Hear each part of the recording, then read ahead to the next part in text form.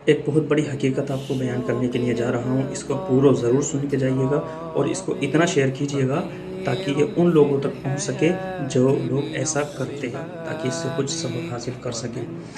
آج ہمارے معاشرے کی ایک حقیقت ہے، یہ تلخ ہے، کڑوی ہے، لیکن سچائی ہے کہ ہم نے محبت کو بھی رشتوں کے نام پر بانٹ دیا ہے اور انصاف کو صرف اور صرف اپنے فائدے کے لیے بدل لیا ہے۔ گھر کے اندر جب بات بیٹی کی آتی ہے تو اس کے ہر انداز کو پیار کا نام دے دیا جاتا ہے۔ اگر سسرال میں تیز مزاجی دکھائے تو کہا جاتا ہے ہماری بیٹی سیدھی ہے، بس تھوڑی حساس ہے، صاف کہہ دیتی ہے، اور اگر وہ کسی سے الجھ جائے، لڑ جائے تو فوراً اس کے حق میں دلائل کھڑے کر دیے جاتے ہیں۔ اس کی غلطی ہے کہ نہیں ہے، اس کو صحیح ثابت کرنے کی کوشش کی جاتی ہے۔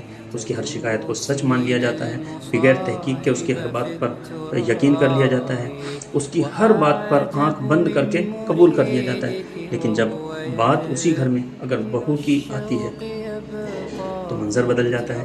وہی لوگ، وہی گھر، مگر معیار سب بدل چکا ہوتا ہے۔ بہو اگر خاموش ہے تو کہا جاتا ہے کہ دل میں کچھ ہے، اور اگر بولے تو کہا جاتا ہے بہت زبان چلاتی ہے۔ اگر خدمت کرے تو کہا جاتا ہے کہ دکھاوا کرتی ہے، اور اگر بیچاری تھک جائے تو کہا جاتا ہے کہ کام سے جی چراتی ہے۔ یعنی اس کے لیے کوئی بھی راستہ درست نہیں رہتا۔ سوچنے کی بات ہے، کیا بہو انسان نہیں؟ کیا اس کے جذبات نہیں؟ کیا وہ کسی ماں باپ کی آنکھوں کا تارا نہیں؟ ہم اپنی بیٹی کے آنسو برداشت نہیں کر سکتے، مگر کسی اور کی بیٹی کے آنسو ہمیں نظر کیوں نہیں آتے؟ ہم اپنی بیٹی کے لیے دعائیں مانگتے ہیں کہ اسے اچھا سسرال ملے، مگر خود کسی کی بیٹی کے لیے اچھا سسرال نہیں بننے کو تیار ہوتے۔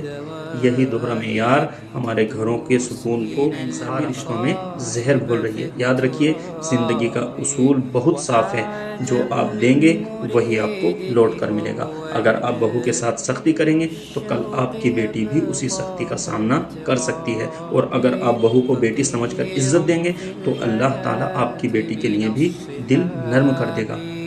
ہاں، آج عہد کریں، اپنے آپ سے وعدہ کریں کہ ہم اپنے گھروں میں انصاف کو زندہ کریں گے، بیٹی اور بہو کے درمیان فرق کو ختم کریں گے، اور ہر اس رشتے کو عزت دیں گے جو اللہ نے ہمیں عطا کیا ہے، کیونکہ گھر دیواروں سے نہیں بنتے بلکہ عدل، محبت اور حسن سلوک سے بنتے ہیں۔